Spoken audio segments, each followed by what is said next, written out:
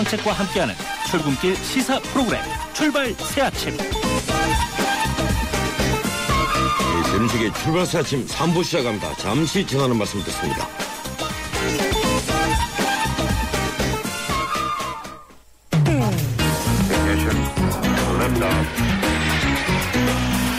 이 시각 들어온 외신 소식 국제부 리포트. 계속해서 밤사이 들어온 지구촌 소식 알아보겠습니다. 국제부 연결합니다. 안소영 기자. 네, 안녕하십니까? 일본 중앙알프스에서 등산을 하던 한국인 20명 가운데 5명이 조난을 당했는데요. 이 가운데 70대 남성 1명과 또 다른 1명이 오늘 아침에 숨진 채 발견됐죠. 일본 나가노현 중앙알프스 지역에서 조난당한 한국인 등산객 가운데 2명이 숨진 채 발견됐습니다. 일본 현지 경찰은 오늘 새벽 중앙알프스 히노키오봉 부근에서 78살 박문수 씨가 숨진 채 발견됐다고 밝혔습니다. 또 1시간쯤 뒤에는 박 씨가 발견된 곳 근처에서 또 다른 등산객 1명이 숨진 채 발견됐습니다. 경찰은 이들이 모두 숲속이 아닌 등산로 위에서 발견됐다고 밝혔습니다. 그러나 함께 조난당한 것으로 추정되는 나머지 3명은 아직도 연락이 닿지 않고 있습니다. 이들은 어제 오후 1시 15분쯤 나가노현 중앙알프스 지역을 등산하다 조난 신고를 한 것으로 알려졌습니다. 숨진 박 씨 일행은 부산의 한 여행사를 통해서 일본 여행을 갔고요. 그제부터 중앙알프스 지역 산행을 한 것으로 전해졌습니다. 계속해서 로마 가톨릭 소식 알아보죠. 교황 프란치스코가 이전 교황들과 다른 파격적인 행보를 이어가고 있다는데 이번에 동성애자를 사회에서 소외시키지 말아야 한다 이렇게 공개적으로 밝혔다면서요? 네, 프란치스코 교황이 동성애 문제에 관해 전임 교황들보다 훨씬 유화적인 태도를 보였습니다. 프란치스코 교황은 브라질 순방을 마치고 로마로 돌아가는 비행기에서 열린 기자회견에서 동성애자가 선한 의지를 갖고 신을 찾는다면 어떻게 그를 심판할 수 있겠느냐고 말했습니다. 교황은 또 동성애자를 소외시키지 말고 그들이 사회에 잘 통합되도록 해야 한다고 밝혔습니다. 또 가톨릭이 동성애 행위를 죄악으로 가르치고 있지만 동성애 성향은 그렇게 보지 않는다고 구분했습니다. 교황의 태도는 지난 2005년 뿌리 깊은 동성애 성향을 가진 사람은 사제가 될 수 없다는 문서에 서명한 전임 교황 베네딕토 16세에 비해서 훨씬 더 완화된 것입니다. 그렇군요. 어제 지미 카터 전 대통령이 북한 방문을 위해서 북한 측과 접촉하고 있다 이런 소식을 전해주셨는데 이 북한 방문설에 대해서 지금 백악관이 결정된 바 없다 이렇게 밝혔죠? 네, 미국 정부는 지미 카터 전 대통령의 북한 방문설에 대해 결정된 바가 없다고 밝혔습니다. 하지만 카터 전 대통령이 최근 국무부를 방문한 자리에서 존 케리 국무장관과 북한 문제를 논의했고 개인 자격으로 방북을 추진할 수 있다고 밝혀서 방북 가능성은 열어뒀습니다. 젠 사키 국무부 대변인은 정례 브리핑에서 카터 전 대통령 등 전직 세계 원로들의 모임인 엘더스의 회원들이 최근 케리 장관을 만난 자리에서도 그런 계획에 대해 언급한 적은 없었다고 설명했는데요. 다만 카터 전 대통령 등이 최근 케리 장관과 만나 중동 평화협상 등 폭넓은 현안을 논의하면서 북한 문제에 대해서는 의견을 나눴다고 소개했습니다. 듣기에 따라서는 카터 전 대통령의 북한 방문 계획이 아직 최종적으로 결정되지는 않았지만 개인 자격으로 방북을 추진할 수 있다는 점을 염두에 둔 것으로 해석됩니다. 어제까지 그 프랑스 뉴스의 헤드라인이던데 지난 27일 프랑스의 한 호텔에서 무장 강도가 보석을 훔쳐 달아났는데 그 가치가 어마어마하다면서요? 네, 이 프랑스 칸의 칸트 호텔에서 이 무장 강도가 강탈한 보석의 가치가 무려 1억 300만 유로, 우리 돈으로 1,511억 원이 넘는 것으로 추산된다고 프랑스 검찰이 밝혔습니다. 앞서 현지 경찰은 이 보석 가치가 590억 원에 달한다고 밝혔지만 피해 목록을 다시 확인한 결과 금액이 올라갔다고 검찰은 말했는데요. 이에 따라서 이번 사건은 사상 최대 규모 보석 강도 사건으로 꼽힐 전망입니다. 자동 소총으로 무장한 강도는 지난 27일 복면으로 얼굴을 가리고 장갑을 낀 채 호텔에 난입해서 보석과 다이아몬드가 박힌 시계류를 가방 여러 개에 담아 달아났습니다. 피해가 발생한 호텔은 공교롭게도 보석 강도를 소재로 알프레드 히치콕 감독이 찍은 영화의 무대가 됐던 곳입니다. 지금까지 국제부에서 전해드렸습니다. 그 보석 팔기도 만만치 않겠군요. 고맙습니다. 지금까지 안소영 기자였습니다.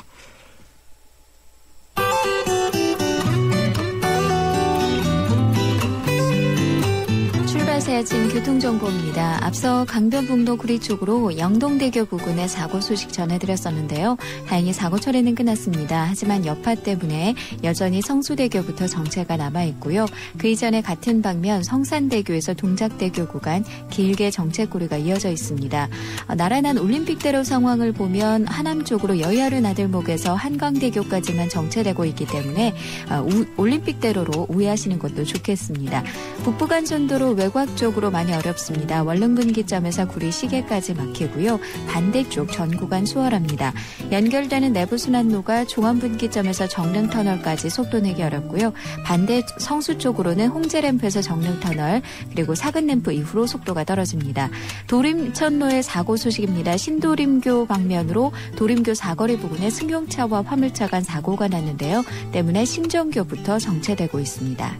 지금까지 출발새 아침 교통정보 유보연이었습니다.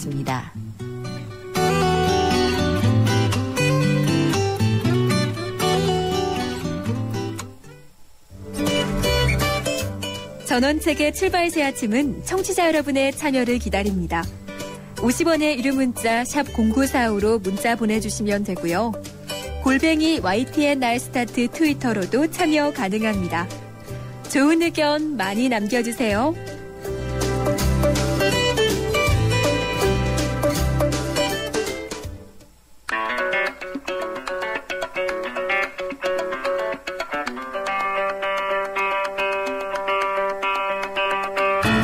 하재근의 문화로 읽는 세상. 매주 화요일 마련하는 문화로 읽는 세상.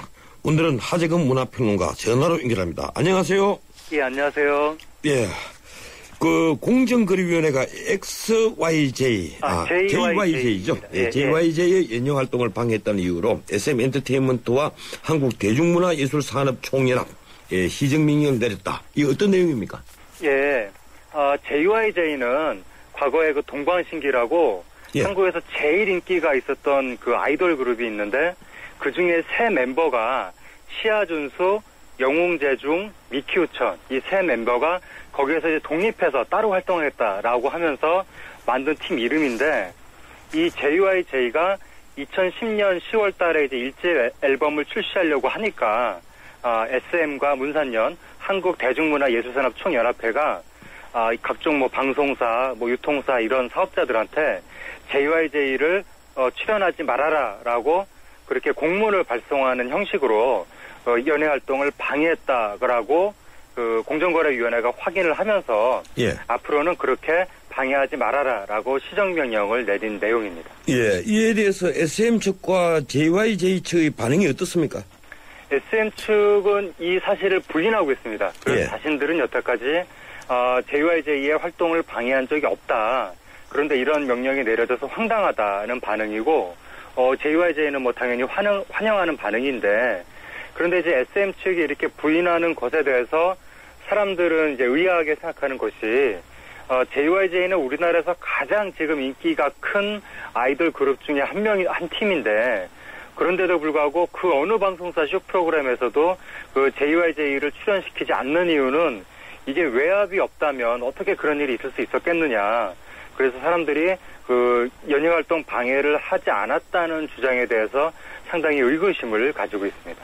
예, 이 시아준수나 영웅재중 이 친구들이 SM을 상대로 그 전속계약 효력 정지 가처분 신청을 낸 바가 있었죠? 예, 그때부터 이제 문제가 이렇게 된 건데. 그게 2009년이죠? 예. 2009년에 이분들이 지금 SM을 상대로 전속계약 효력정지 가처분 신청, 그러니까 SM과 자신들이 했던 전속계약이 무효다라고 그 가처분 신청을 하면서 그때부터 이제 논란이 된 거고요. 그때 이 JYJ와 SM의 계약 기간이 13년이다라는 게 알려지면서 이 정도면 노예 계약이다라고 하면서 그 노예 계약 논란이 일어났었고, 그래서 이제 공정거래위원회가 이 정도의 계약은 무효인 게 맞다라고 JYJ의 편을 들어줬었고, 그리고 그 후에도 2011년에 법원에서 SM한테 JYJ의 활동을 방해하지 말라라고 이제 판결이 조정이 나왔는데 예. 그런데도 불구하고 JYJ는 그동안 계속해서 정상적인 활동을 하지 못하고 있었던 거죠.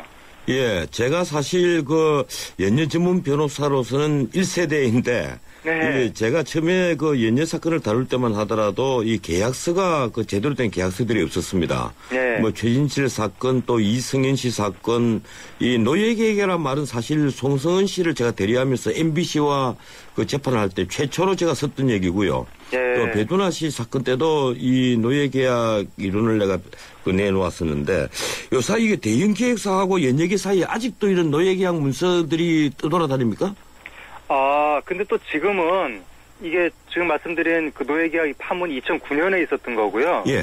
그 후에 또 많이 상황이 변했기 때문에 지금도 요즘에도 그렇게 대놓고 이른바 노예계약이라고 불리는 그런 것을 하는 사람들이 이렇게 많을 것 같지는 않은데. 그래도 수익 배분 같은 걸 제가 지난번에 얘기를 들으니까 거의 이 가수들은 수익을 배분받지 못하고 기획사가 거의 다 가져가는 그런 형태의 계약도 있던데요. 그게 이제 지난번 카라 사태 때. 예.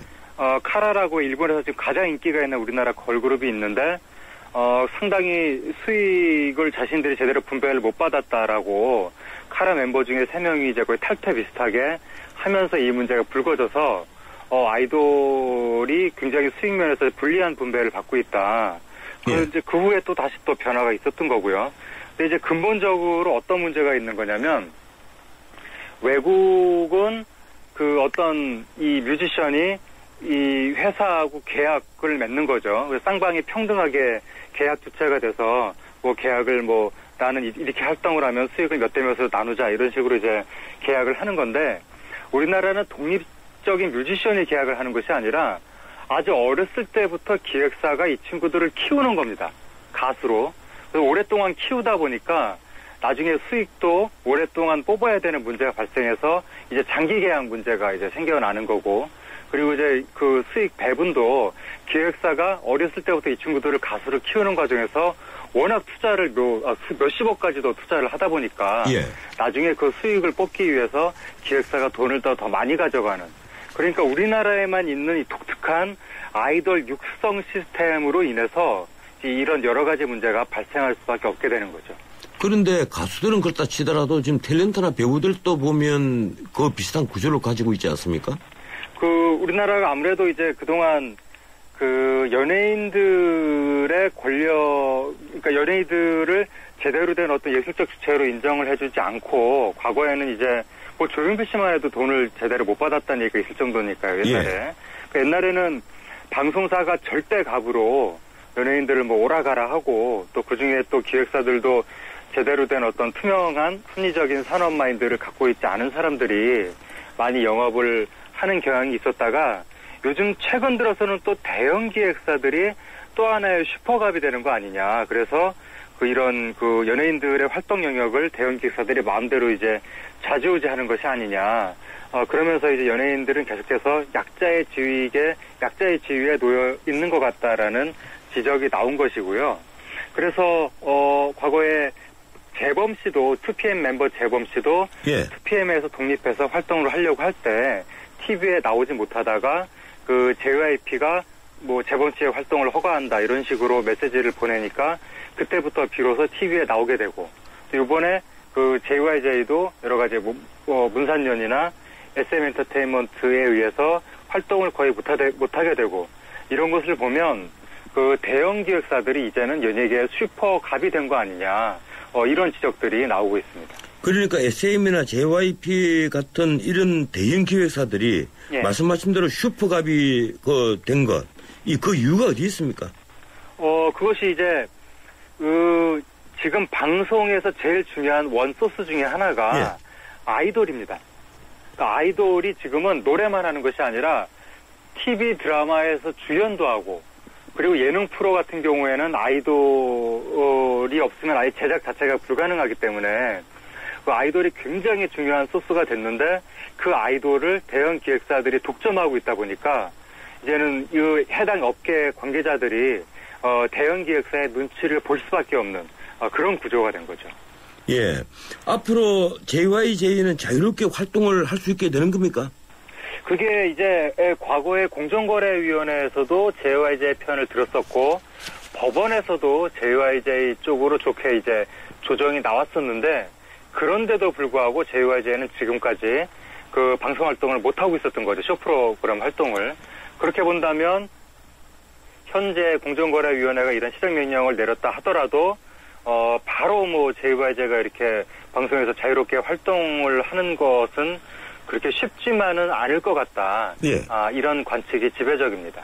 결국 기획사가 방송사에 계속 압력을 행사할 수 있는 위치에 있다. 이렇게 보시는군요. 현실적으로 이제 기획사한테 충분히 그런 힘이 있다고 보는 거죠. 예. 이 우리나라에 아까 말씀하신 대로 아이돌 그룹 육성 시스템을 이 독특한 시스템을 가지고 있다. 아까 예. 그런 말씀을 하셨는데. 예. 그런 문제를 만들어낸 근본 논의는 또 어디에 있습니까? 그게 이제 어린 친구들이 너도나도 아이돌이 되려고 하고. 예. 또, 기획사 입장에서는 예술적으로 이렇게 충분히 성숙한 그런 뮤지션들이 아니라 그냥 예쁘고 잘생긴 친구들을 데려다가 훈련을 시켜서 뮤지션으로 데뷔시키는 쪽으로 영업을 하다 보니까 그러니까 이제 육성이라는 문제가 발생이 된 거고요.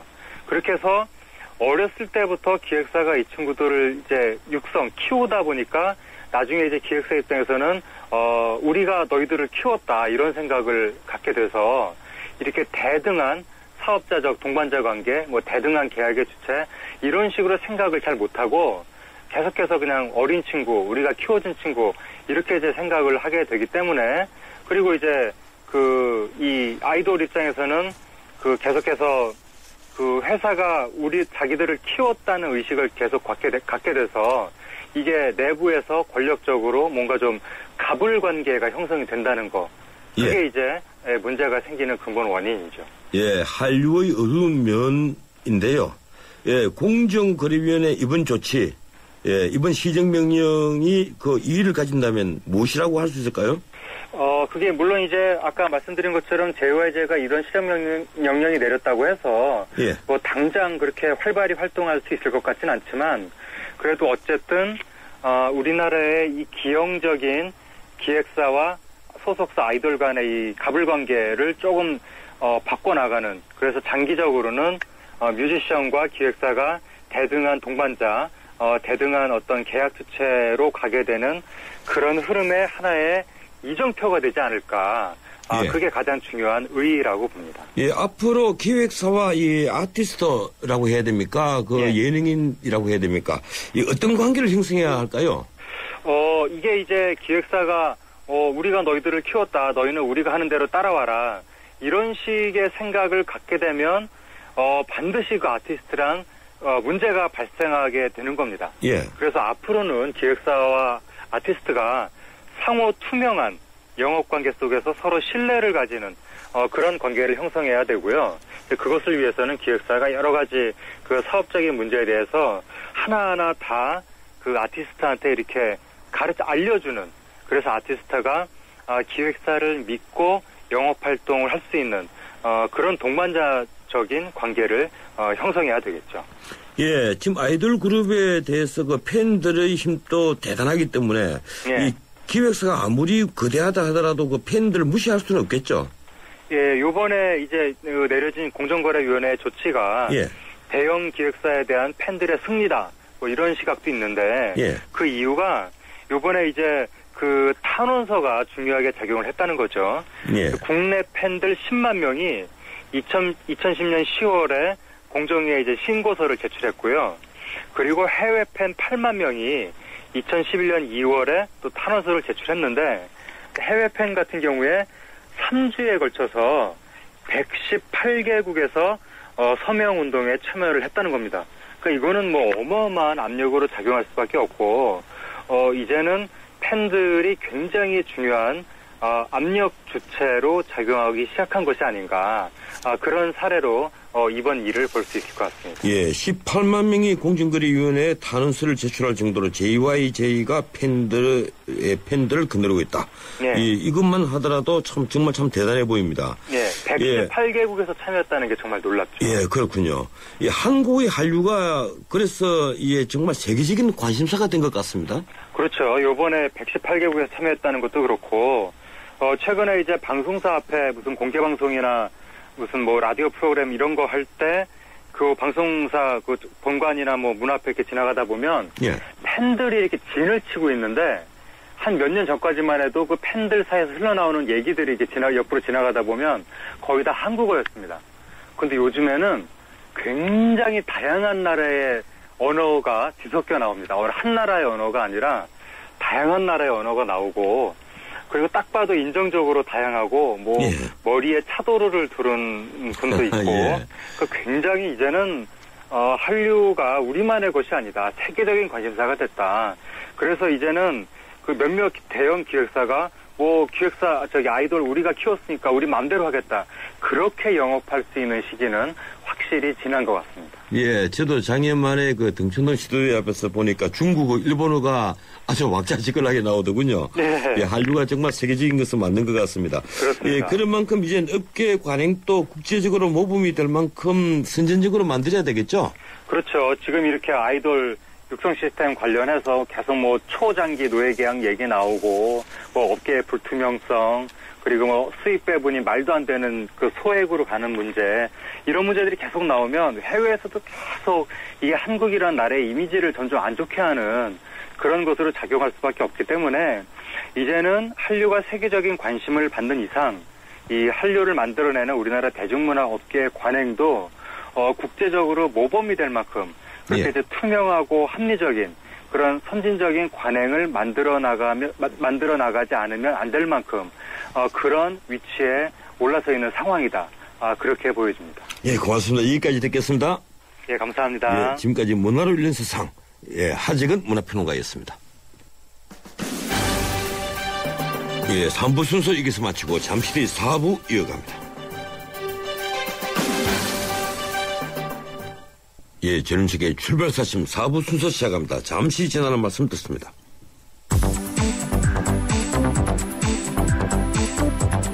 예, 경제 뉴스 알아보겠습니다. 한국경제신문 김현석 기자 전화로 연결되어 있습니다. 안녕하세요, 김 기자님. 네, 안녕하십니까. 예, 밤새 들어온 소식, 미국 증시 소식부터 알아보겠습니다. 어떻습니까? 네, 29일 뉴욕 증시는 조금 내렸습니다. 하루 앞으로 다가온 미국 연방준비이사회의 그 회의를 앞두고요. 관망세가 퍼진 탓입니다. 예. 다우존스 지수는 지난주 마지막 거래일보다 36.86포인트, 0.24% 내린 15,521.97에서 거래를 마쳤고요. S&P 500 지수는 0.37%, 나스닥 지수는 0.39% 떨어졌습니다. 투자자들은 내일부터 일틀 일정으로 열릴 공개시장위원회 결과를 기다리고 있는 상황입니다. 예. 양적 완화 축소 시기나 규모에 대한 새로운 내용이 나와서 시장에 큰 영향을 줄 수 있기 때문이죠. 예, FOMC죠? 예. 네, 맞습니다. 예, 좀 기다려봐야 되겠군요. 아베 신조 일본 총리가 양적 완화라는 것, 이 엔화를 무차별적으로 풀어서 경기 부양에 계속 나서고 있는데, 이 아베노믹스가 실패를 하면 세계 금융위기가 재발될 수 있다, 이런 분석이 나오고 있죠? 네. 미국의 경제지인 월스트리트저널이 28일자로 아베노믹스의 실패는 세계 경제에 엄청난 후폭풍을 일으킬 거다, 이렇게 보도했습니다. 예. 사실 이달 초에 국제통화기금 IMF도 세계 경제를 위협하는 요인으로 아베노믹스의 실패를 꼽았었습니다. 이는 일본 경제의 가장 큰 불안 요인이 국내 총생산의 2.5배에 달하는 막대한 국가부채인데요. 그동안 일본 정부가 이렇게 많은 국채를 찍어내도 어떤 투자자들의 일본 경제에 대한 신뢰, 그리고 발행한 국채의 95% 이상을 일본 내부의 연기금이나 은행권들이 주로 사들여왔기 때문에 버텨왔습니다. 예. 하지만 아베 총리 돈풀기가 계속되는데도 지금처럼 저성장이 계속되면요, 투자자들은 일본 정부가 혹시 빚을 갚을 수 있을 건지 이런 의구심을 가질 수밖에 없습니다. 이렇게 되면 국채금리가 상승할 수밖에 없고요. 또 빚 부담이 커지면 일본 정부가 점점 더 부채를 감당하기 어려워질 거다. 그런 분석입니다. 실제 일본 채권 시장은 사실상 거의 포화 상태고요. 앞으로 3, 4년 정도 지나면서 이렇게 베이비붐 세대가 본격적으로 은퇴를 시작하면 가계저축도 줄어들 겁니다. 그렇게 되면 가계저축을 기반으로 국채를 사들여온 내부 연기금, 은행권들이 국채를 팔아치울 수도 있다는 얘기죠. 예. 그러면 일본발 어떤 그 재정 위기가 다시 한번 생길 거다 이런 얘기를 하고 있습니다. 예, 그렇군요. 은행원들 월급이 많다는 게 이 소문이 자자했는데 사실이더군요. 이 대졸 신입 연봉이 평균 4,300만 원에서 시작한다면서요. 예, 금융권의 해묵은 주제 중에 하나가 임직원들의 고연봉 논란입니다. 올해 은행들의 순이익이 반토막 난 상황에서 지금 금융감독원이 은행들 어떤 수익성을 강화하기 위해서 수수료를 현실화하겠다 뭐 이런 얘기를 꺼내서 그러면 은행원들 이 고연봉 어떻게 되냐 이런 논란이 재정화됐죠. 예. 도대체 은행 직원들의 연봉은 얼마 될까요? 한국경제신문이 29일 국민은행, 우리은행, 신한은행, 하나은행, 외환은행 등 5개 주요 은행을 대상으로 분석했더니 지난 5년 동안 은행 직원들의 평균 연봉이요 6,648만 원에서 7,818만 원으로 18% 오른 걸로 나타났습니다. 1,200만 원이 올랐네요. 예. 네. 반면 같은 기간 은행들의 순이익은 추락했죠. 그래서 직원 1인당 생산성은 37% 떨어졌습니다. 2007년에는 은행원 한 명이 번 돈이 1억 3천만 원이었는데 작년엔 8,300만 원으로 떨어진 겁니다. 이 기간에 18%란 임금 상승률은요. 같은 기간 1인당 생산성이 3배 가까이 뛴 삼성전자의 15.7%보다 높습니다. 신입만 봐도 4,300만 원으로 국내 1000대 기업 초임 3,350만 원보다 1,000만 원이나 많습니다. 이는 은행들이 수익을 많이 낼 때 성과급 잔치로 연봉을 크게 올리고요. 정작 불황이 닥쳤을 때는 연봉을 줄이지 않은 결과입니다. 예. 올해 은행 수익이 지금 반토막 났는데도 불구하고요. 금융노조가 올해도 8% 이상 올려달라고 현재도 요구하고 있습니다. 예, 한쪽 시격에 그 월급이 많은 것이 다른 시격에는 또 상대적 박탈을 하면 주겠죠. 오늘 시간상 여기까지만 듣겠습니다. 네. 예, 지금까지 경제뉴스 브리핑 한국경제신문 김윤석 기자였습니다. 뉴스의 체감 온도를 높여드립니다. 전원책의 출발 새 아침.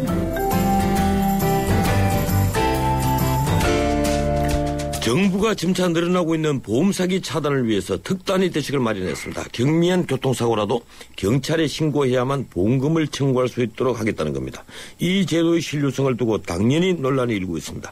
관련 문제 한문칠 변호사 전화 연결해서 알아봅니다. 한 변호사님 안녕하세요. 네, 안녕하십니까. 예, 반갑습니다. 네네. 정부에서 교통사고가 났을 경우에 경찰에 신고한 사고에 대해서만 보험금을 청구할 수 있는 방안을 추진하기로 했는데 네. 정부가 이 같은 제도를 추진하는 배경 어떻게 보십니까? 네, 조금 전에 말씀하신 대로 날로 늘어나는 보험 사기를 근절하겠다. 그리고 또 속칭 나이롱 환자를 줄이겠다. 그런 취지에서 만든 것 같습니다.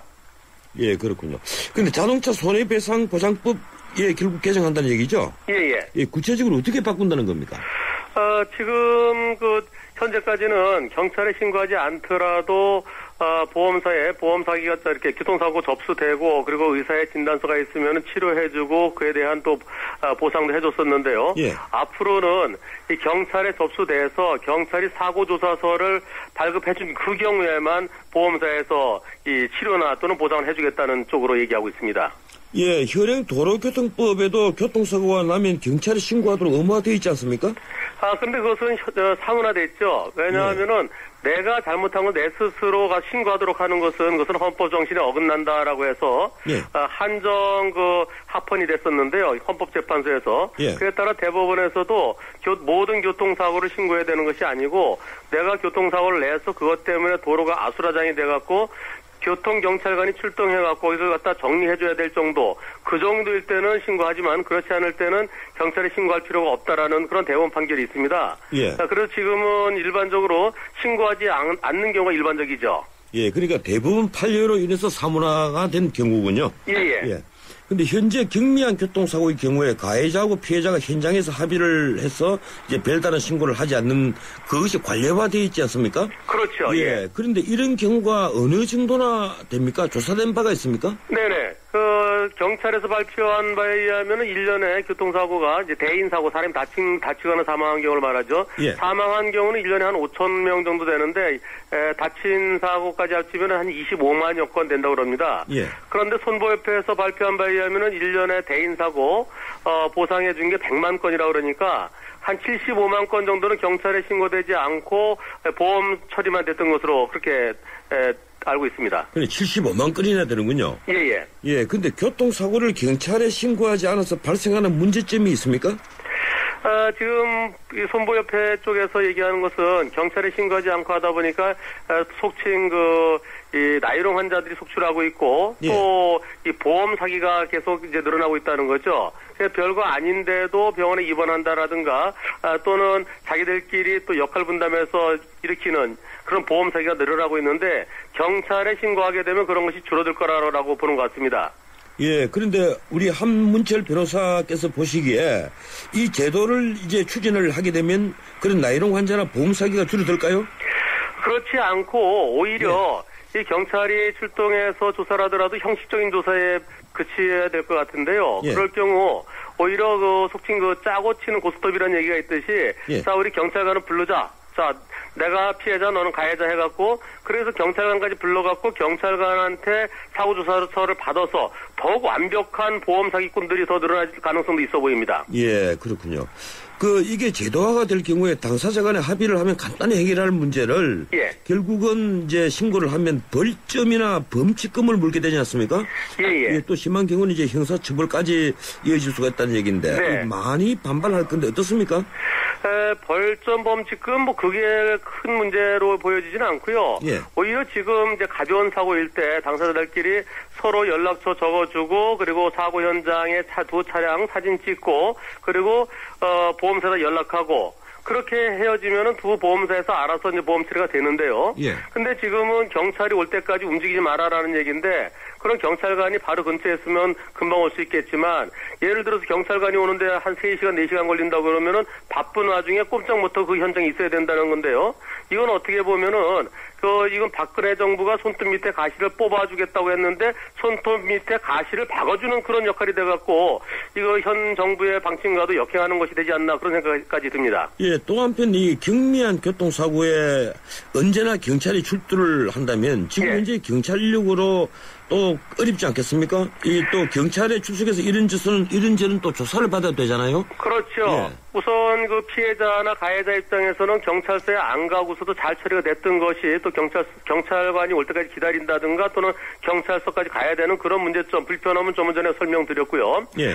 또 한편으로는 경찰 인력이 우리나라 전체 교통경찰관 중에서 교통사고를 조사하는 조사 요원은 한 3,000명 정도 된다고 그럽니다. 예. 그 3,000명이 1년에 한 200여 건씩 조사를 하는데 그것도 너무 힘들어서 경찰에서 가장 대표적인 3D 업종이 교통 업무라고 그러는데요. 예. 근데 지금 25만 건 처리하는데도 그렇게 힘든데 100만 건을 처리하게 된다 그러면 지금보다 경찰 인력이 3배가 더 늘어야 된다는 얘기인데요. 과연 예산이 뒷받침되고 하는 얘기인지 지금 현재의 인원으로서 100만 건을 모두 다 조사하게 한다 그러면 아마 3개월 내에 거의 모든 교통경찰관들이 경찰병원이나 보험병원에 누워야 될 그 정도로 예상되고 있습니다. 지금 정부에서 하는 얘기는 경미한 사고에 대해서 이제 직접 경찰서를 찾아가서 그 사고를 낸 사람들의 조사를 받지 않아도 처리가 가능하도록 조사를 간소화하겠다 이런 얘기를 하고 있거든요. 오히려 그게 더 힘들다는 거죠. 예. 경찰서에 찾아와서 접수를 하고 조사하는 거 그것은 오히려 더 편한데요. 현장에 출동해야 된다 그러면은 인력이 몇 명 안 되는데 그 인원이 계속 그 출동만 하다 보면은 언제 조사를 하고 나머지 진짜 중요한 조사를 언제 하겠습니까? 결국 형식적인 조사에 그칠 수밖에 없다는 얘기가 되고 그리 되면은 아까 말씀드렸던 대로 오히려 더 이 보험 사기가 더 기승을 부릴 가능성도 있다는 얘기죠. 예. 아까 그 나이롱 환자를 말씀을 하시는데요. 네. 예, 실제 그 보험 사기가 이 경미한 사고가 아닌 사고들이 많은 것 아니냐 이런 생각을 합니다. 이 보험협회 자료를 제가 살펴보니까 네네. 자동차 충돌 사고에서 일본 경우에는 입원 비율이 10%인데 우리는 무려 70% 가까이 돼요. 네네. 그럼 60%가 이 나이롱 환자일 수 있다는 그 가능성 아닙니까? 어떻게 보십니까? 그것은 꼭 그렇게 볼 수는 없고요. 일본에서는 입원하지 않더라도 치료 기간 동안에 예. 일 못한 손해를 보상을 해주거든요. 휴업 손해를. 예. 근데 우리나라에서는 입원해야만 보상을 해주니까 거기에서 문제가 생기는 것 같습니다. 예컨대 택시 기사분들의 경우에는 택시가 망가져서 고치는 동안에 어차피 일 못하니까 예. 내가 병원에 그냥 누워있자 이런 경우가 많은데요. 택시 고치는 동안에 또 본인이 현실적으로 일 못하는 기간에 대한 보상을 제대로 해준다 그러면은 불필요한 입원은 많이 없어질 것 같은 생각이 듭니다. 예. 또 그리고 이번 사건에 있어서 정부가 나서갖고 보험 사기를 근절하겠다 그랬는데 여기에는 또 한 가지 좀 우리가 바라봐야 될 게 정부에서 이렇게 발벗고 나서는 것은 이 보험업계를 마치 이 공기업으로 보는 것 같습니다. 이 보험업은 사기업인데 왜 정부가 나서갖고 사기업체들을 위해서 이렇게 나서서 그렇게 하는 것인지 앞으로 이렇게 한다 그러면 이 자동차 보험도 건강보험처럼 국가에서 직접 관리해야 되는 게 아니냐 이런 비난도 받을 수가 있습니다. 예, 그래서 나온 얘기인데 이번 조치가 보험업체의 배만 불려주는 정책이다 이런 비판이 있습니다. 그건 어떻게 보십니까? 그렇죠. 근데 한간에서는 이제 보험업계에서는 끊임없이 예. 모든 사고에 대해서 경찰이 조사를 해줘야 된다라고 주장을 해왔었는데요. 일각에서는 보험업계 로비가 통한 것이 아니냐 이런 시각도 일부 있는 것 같습니다. 예, 최근에 그 세금을 거둔다고 우리 국가 전체가 난리가 나 있는데 벌금 수입 올리려는 얄팍한 꼼수 정책이다 이런 비난도 있더군요. 그 벌금 쪽으로는요, 글쎄요, 그거는 지금도 꼭 경찰에 접수가 되지 않더라도 많은 이렇게 예를 들어 신호 위반했다라든가 교통법규 위반한 것은 단속이 되고 있거든요. 예. 또 CCTV라든가 블랙박스를 통해서 단속이 되고 있는데요. 이번 사건에 있어서 경찰에 접수해야만 보험 처리해주겠다는 것보다는 과연 이 사고가 났느냐 안 났느냐 이것에 대해서 객관적인 자료가 필요하다는 측면인 것 같습니다. 예. 그러기 위해서는 모든 차량 지금 상당히 많은 차량들이 블랙박스를 달고 있는데요. 보험업계에서 블랙박스를 단 차량들에 대해서는 보험료를 할인해주고 그리고 사고 났을 때 그 사고 영상을 제출하게 하는 것이 그게 더 현실적이지 않을까 하는 생각도 듭니다. 예, 결국 이번 개혁안 이게 효과가 그렇게 뚜렷하다고는 볼 수 없겠군요. 효과도 미미할 뿐만 아니라 모든 국민들에게 불편만 가중시키고 그리고 예. 경찰력이 너무나 부족해서 비현실적으로 실현되기는 매우 어려울 것으로 보여집니다. 예, 고맙습니다. 여기까지 듣겠습니다. 네, 고맙습니다. 예, 지금까지 교통전문 변호사 한문철 변호사였습니다. 어제 오프닝에서 말씀드린 26일 투신한 남성인대 성재기 씨 끝내 시신으로 발견됐습니다. 일종의 사고사죠. 그런데 우리 사회에 언제부터인지 생명 기용시사상 널리 퍼져 있습니다. 특히 자살로서 현실에서 도피하는 풍조가 늘어났습니다. 한강 투신만 해도 2007년부터 2011년까지 933명인데 이 중 412명이 사망한 것으로 나타났습니다. 그러나 이는 생사간에 한강에서 건져낸 숫자일 뿐 실제 투신자는 이보다 훨씬 더 많은 걸로 추정됩니다. 우리 자살자 2011년 기준으로 15,906명이나 됩니다. 하루 43명이 넘습니다. 저는 그 원인으로 자신이 이겨내기 어려운 일을 스스로 회피하기 때문이라고 봅니다. 삶이 힘들지 않고 늘 행복한 사람이 누가 있겠습니까? 일찍이 토마스 홉스가 한 말이 있습니다. 인생은 고단하고 가난하고 추악하고 짧다. 그것을 이겨내는 것이 인생입니다. 혹 힘든 일이 있어도 우리 모두 용기를 냅시다. 오늘은 여기까지입니다. 전은식의 출발사 아침 지금까지 진행의 전은식 변호사였습니다. 청취자 여러분 오늘 하루 행복하십시오. 고맙습니다.